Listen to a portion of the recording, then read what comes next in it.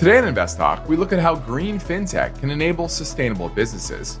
We then discuss today's mixed market action, then answer questions about Celsius, Chevron, HIMS, and more. And at the end, we discuss if Trump's promise to drill, baby, drill will have an impact. This is InvestTalk, independent thinking, shared success.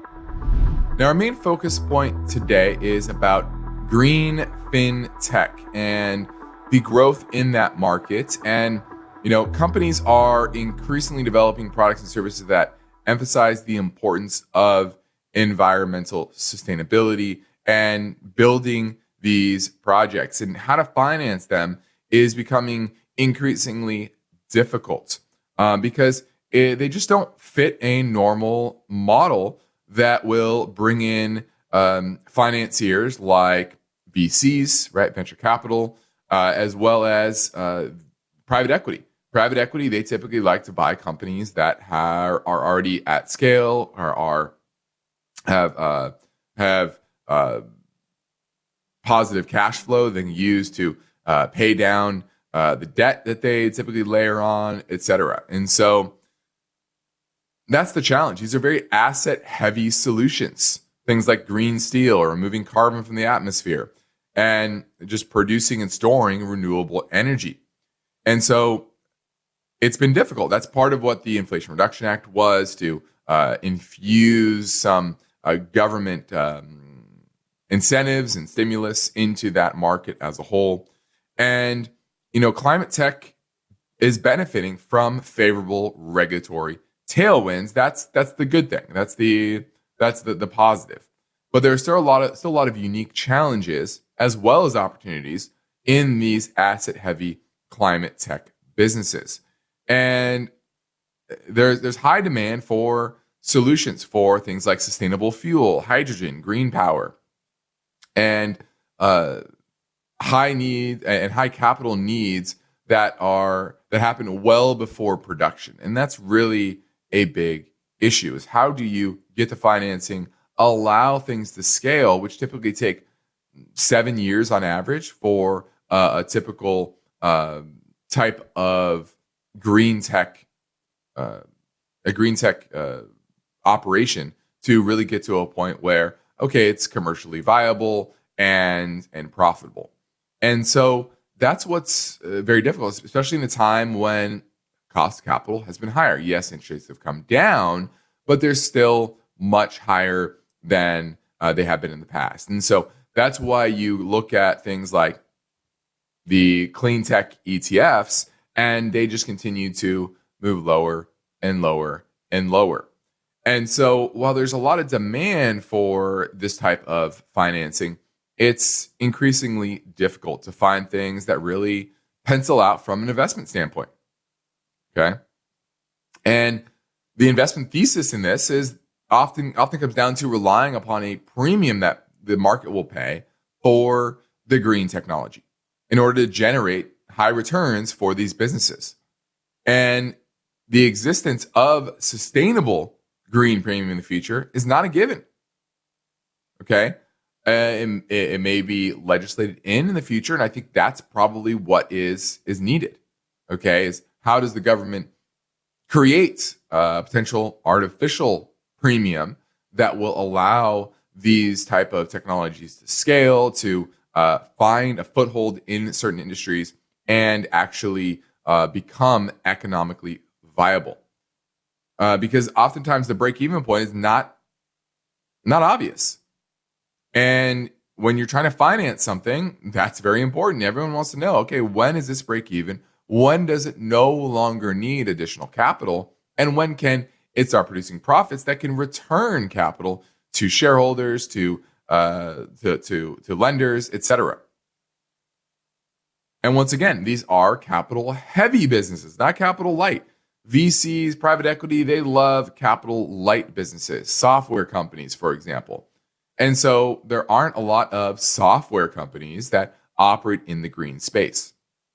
And so this is an important aspect to understand, especially when you are looking at the theme, the story around green type of projects. They can work, but they're difficult, and you need a certain level of a margin of safety, shall we say, in order for it to make sense from a financing standpoint, because the risk is very high. And so when you're looking at ETFs, you're looking at companies that promise, okay, we are going to build this great thing that's going to lower carbon emissions or recycle products more effectively or efficiently, whatever it is that's going to be better for the environment. I always think those things are great if they can actually get to scale, that they can get to cash flow positive. But history says that most of these businesses rely heavily on government incentives, and it's difficult to find ones that, even with government incentives, can remain sustainable longer term and viable businesses. So I wanted to highlight this because there's a lot of growth here. There's a lot of money flowing in that space because of the government incentives, but that does not automatically mean that they will be successful. You have to check a lot of boxes before those can become great investments. Now let's take a quick look at the market today. It was a relatively boring day overall compared to yesterday's major market sell-off. It was still negative.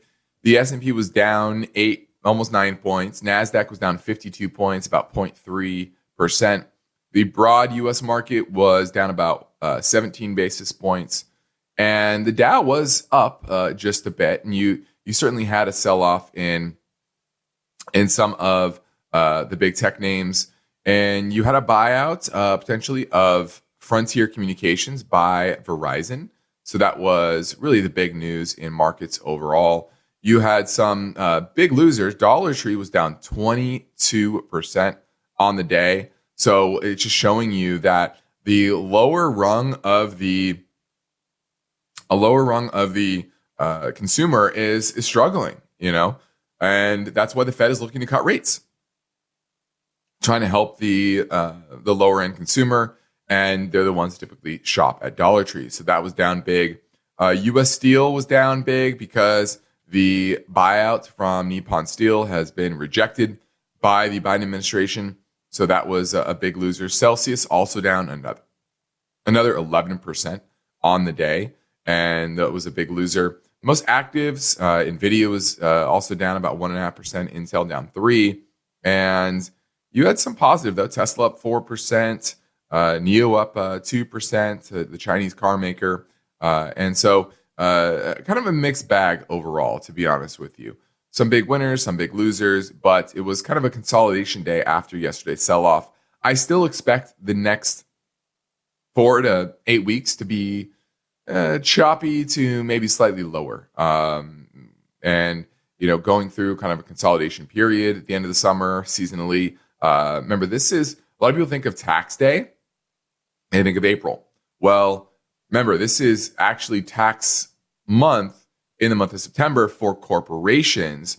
And oftentimes, these are corporations, small businesses that have to pay big tax bills. Where do they get that money? They go and sell off equities. So typically, money does get sucked out of the system during this time, and liquidity kind of tightens up a little bit. And so not a shock to see a market sell-off yesterday and consolidation today. And so continue to expect a choppier market between now and, let's just call it election day. From there, I expect a more bullish end to the year.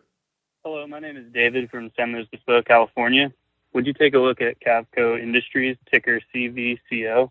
It's a manufactured home building company. I've been buying the stock the last 2 months, and I think it's at fair value. What's your opinion on it? Thank you.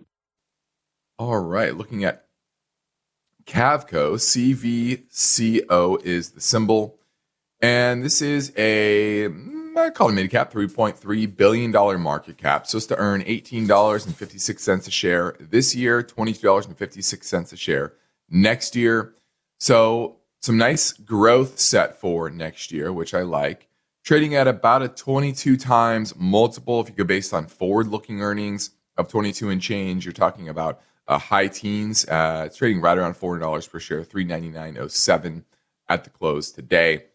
And it's certainly an uptrend. Relative strength is 88. I really like that. Let's look at the fundamentals. Okay. And it looks like they have no long-term debt. Great balance sheet there. Love that. Return on equity is at about 14%. That's good. Now that's down from 32% in 2022. But, these things ebb and flow, and 14% is kind of closer to the 10-year average. So I think that's fine there. The free cash flow is $171 million. I'd like to see that a little bit better, and that has been coming down from 256 in the second quarter of 2023 down to 171 now. I don't love those trends, but as I said, analysts are expecting earnings to reaccelerate. Earnings last year fell 32%. Supposed to level off this year and then go up 22% next year. So as long as analysts are right, then I think you're going to get a reacceleration in free cash flow and earnings. So I like that. Quality business return on shares outstanding. They are buying back shares. Love to see that. Back in 2021, they had about 9 million shares outstanding. Now it's down to about 8.2 million shares outstanding. So roughly 10% of the shares have been bought back over the past couple of years. So I'm a fan of that. I'm going to give this one a thumbs up. Cheap housing is hard to find, and manufactured homes in many ways are an alternative to that for some people. So I'm going to give Cavco Industries a thumbs up. Obviously a higher risk name because it's such a small name.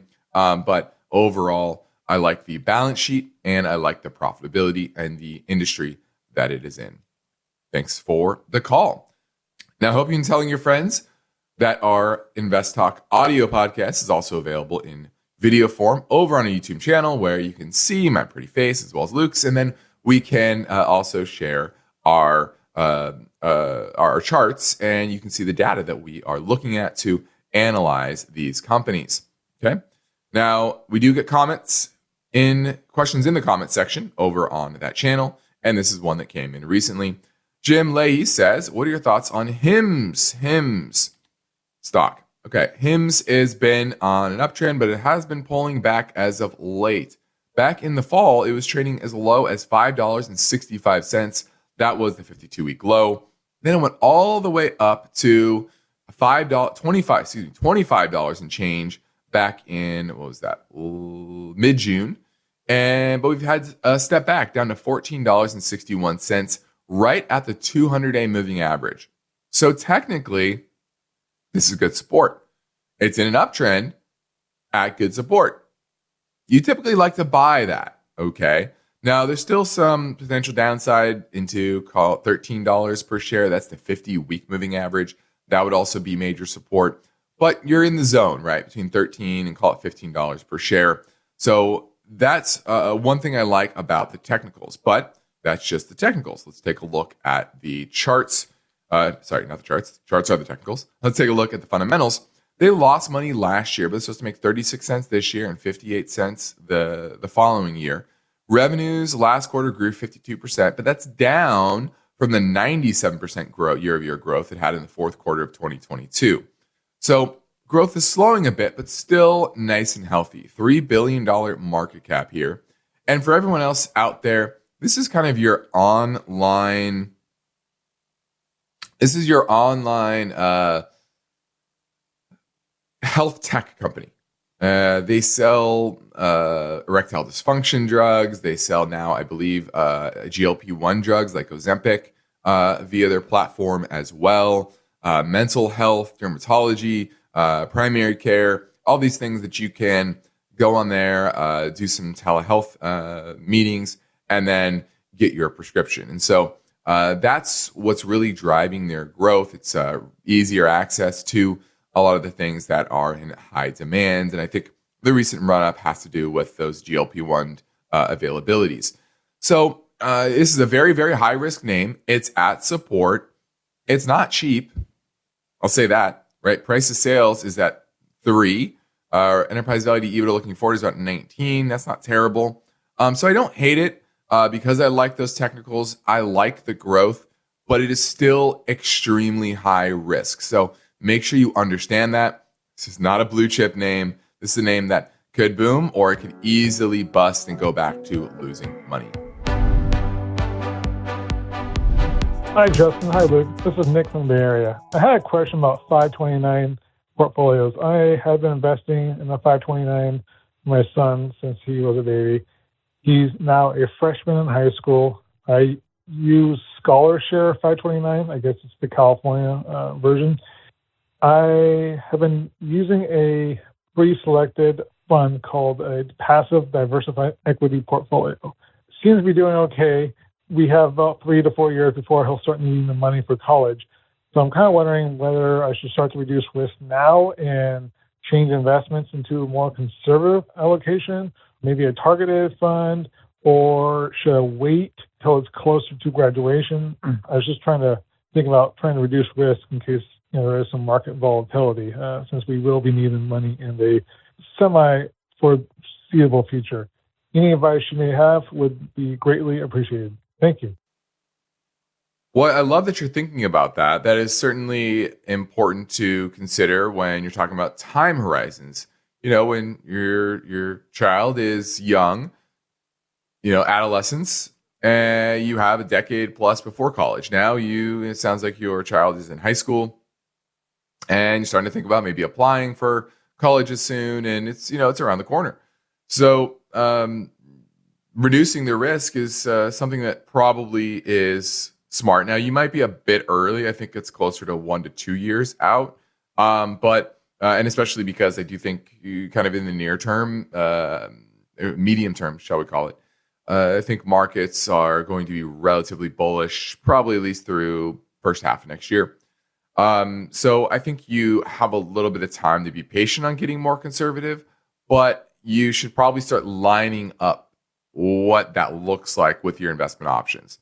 Is there just a straight conservative target dated fund, or maybe a target date fund that's maybe 2025, and that starts to get more conservative in the near term, something like that. That's what I would be lining that up right now. I maybe wouldn't pull the trigger right away because I remain bullish on equities in the medium term.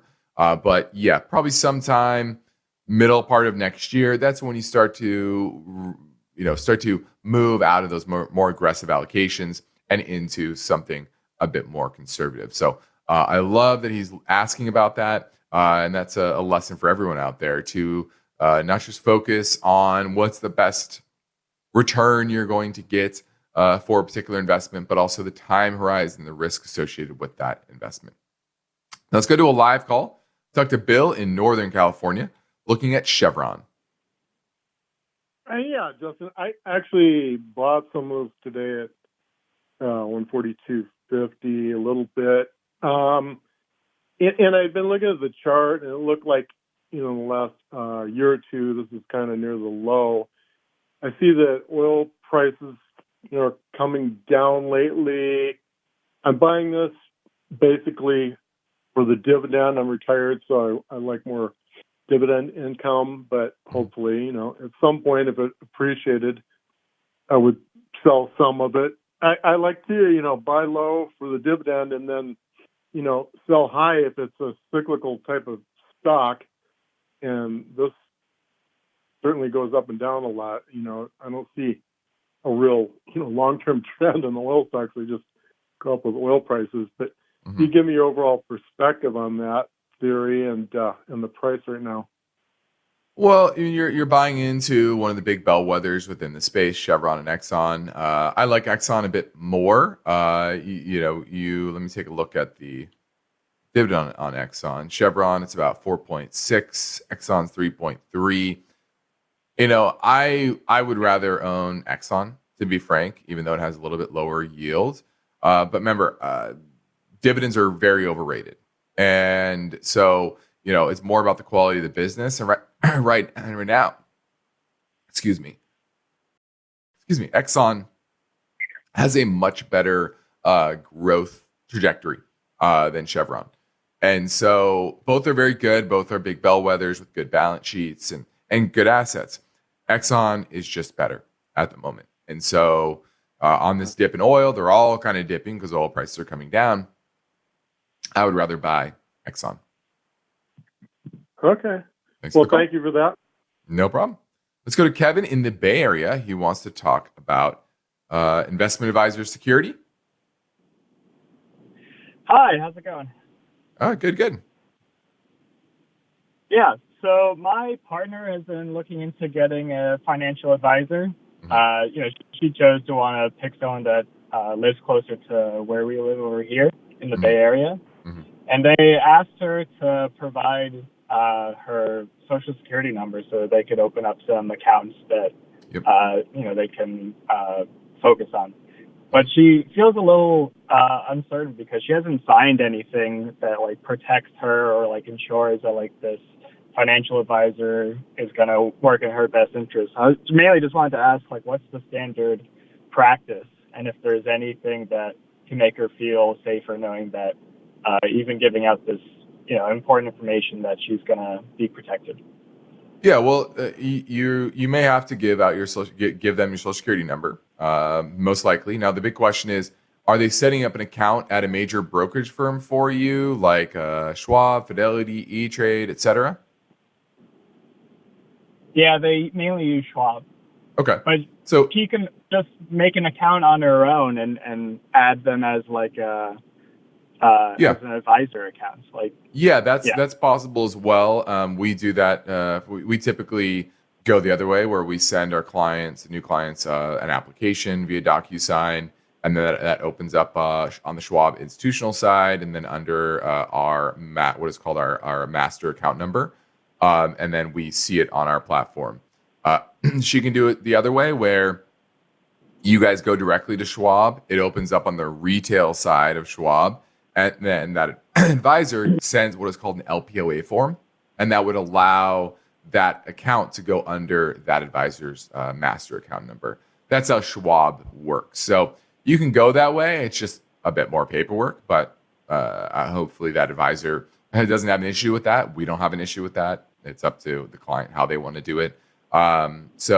The good thing is they're using a third party. You always, 100% of the time, you want to have a third party custodian. You never want the advisor holding onto the money. That's how Bernie Madoff stole all the monies, because he was the holder of that. Now, when it comes to the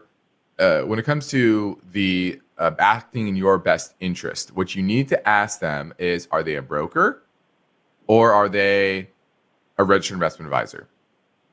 And are they a pure RIA, or are they wearing both hats? Because a lot of times the advisors, they wear both hats. They'll sell you a commission product and wear their broker hat, and then the other side they'll manage some assets and collect a fee on that side. So you need to know whether they are pure fiduciary, they're acting in your best interest, or are they acting as a broker sometimes as well. So you need to ask that question and get clarity on it. To make sure that they aren't doing things that are better for them than you. Is there any way to verify if they're pure fiduciary, or if there's a standard contract that advisors in the industry usually ask new clients to sign just to describe their relationship? Well, you should simply ask them. Hopefully they'll be honest with you. You can go look them up on the SEC website as well, in FINRA. So you want to go over, I think it's brokercheck.gov, and then find out what their licenses are. If you are we're just a registered investment advisor. We have our Series 65 license, and so a lot of times the advisors have their 7 as well as their 63, I think it is. That's the basically the RIA license when you have a 7.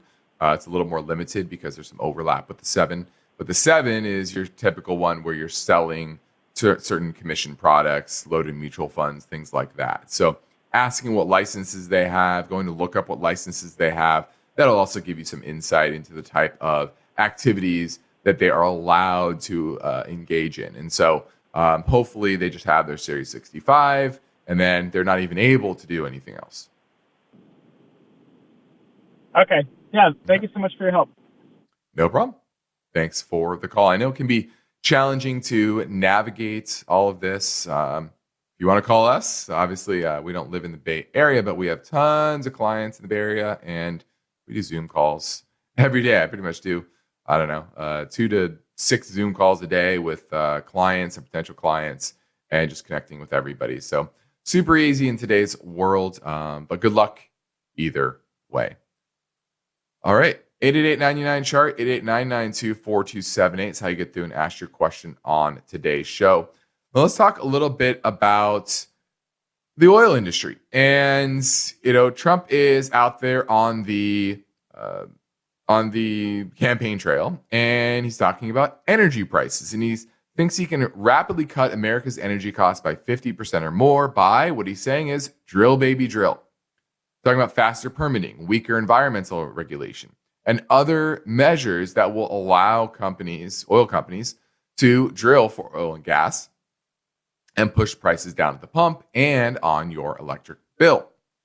Problem with that is that you can give them all the ability to do it, but then they have to go out there and actually do it and be incentivized to do it based on market forces. Okay. And more recently, these oil companies are more focused on returning cash to shareholders than growing their production. And on top of that, electricity costs across the country are disjointed. It's a disjointed system. There's a lot of weather patterns that drive demand more than what happens with supply. In fact, if you're talking about oil and gas is what really drives energy prices, and gas prices are near record lows. So how much lower can they really push them down, or can more or less regulation, bring prices down? I think it's going to be very, very difficult. Okay. Now, companies that turned the U.S. into oil and gas juggernauts, the shale drillers, they're becoming increasingly cautious. Number one, uncertainty about the global economy. And the recent memory of big busts. Remember when oil prices went negative during the COVID crisis? It pushed these drillers some of them into bankruptcy. And after that, Wall Street started to push drillers towards maximizing profits, not growth. And moving the cash that they're getting from these oil fields into share buybacks, into dividend payments, not into more CapEx. And right now, oil prices are fairly middling. They're not high, they're not low. They're kind of, hanging around the 70 range. And that's okay, but it's not great.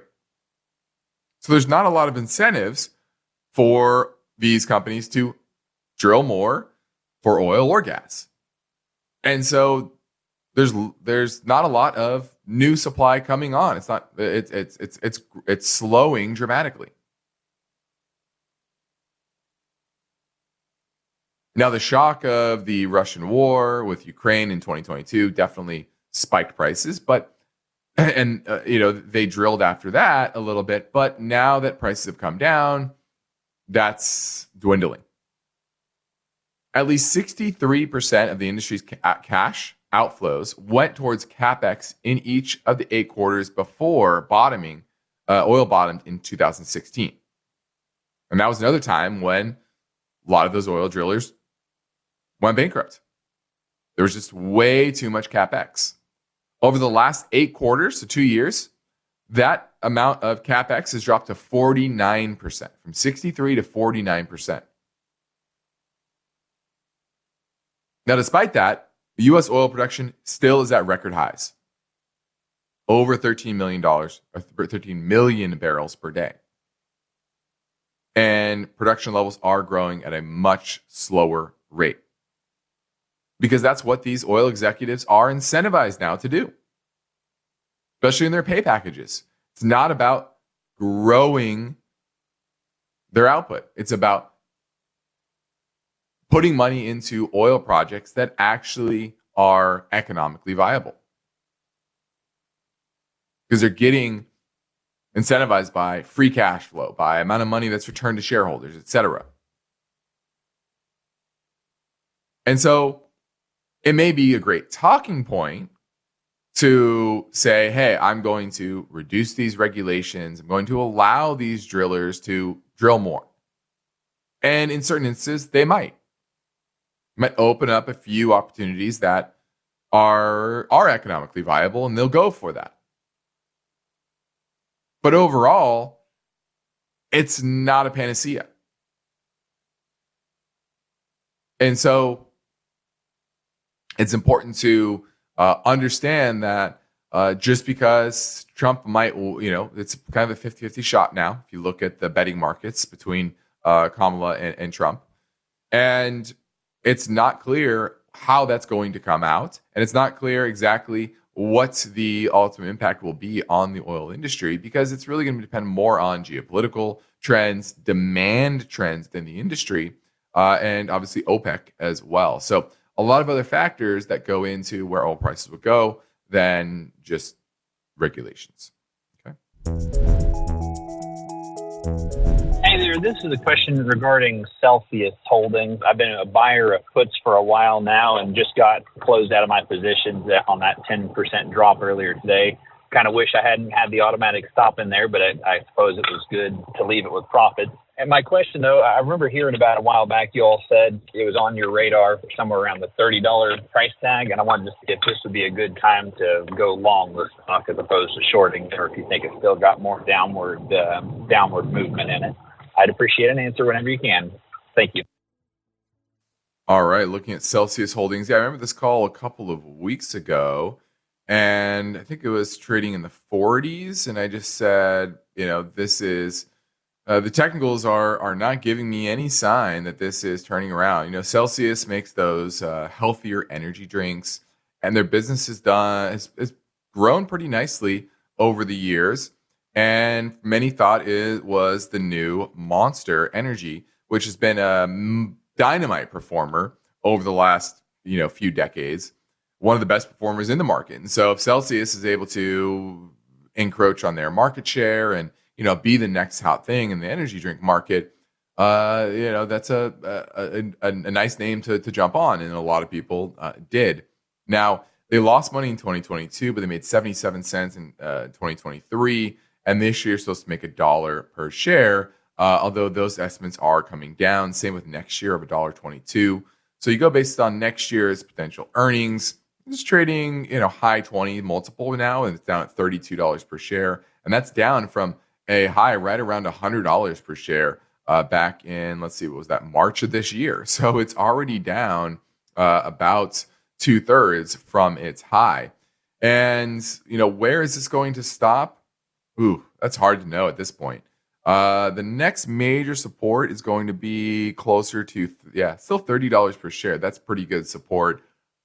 That's at 32, almost 32.39 at the close today. So you're still talking about 8% or so before you find decent support. And that's no guarantee that it's going to turn around there either. You need better signs that there will be some reversal. Now, the good sign for today was high volume. This is actually something you really want to look out for names that are in a strong downtrend.